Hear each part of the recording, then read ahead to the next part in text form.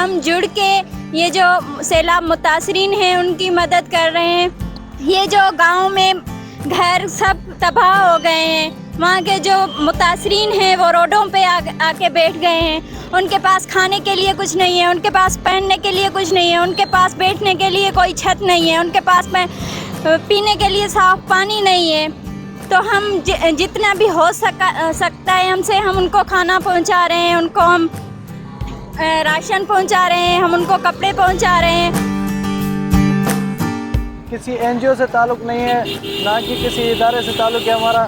हम यूनिवर्सिटीज़ के तलबा हैं जो कराची में यूनिवर्सिटीज़ हैं, सब उनके स्टूडेंट्स हैं हम। और मिलकर हमने एक ये फ़ंड रेजिंग के लिए हमने आवाज़ बुलंद की है और लोगों से मदद मांग रहे हैं। जो भी जिनके पास मतलब कि मदद के लिए कुछ है तो वो हमें दे दें, क्योंकि पूरे सिंध भर में, पूरे पाकिस्तान में और बलूचिस्तान में देखा जाए तो अभी सैलाब की सूरत हाल बहुत नाजुक है।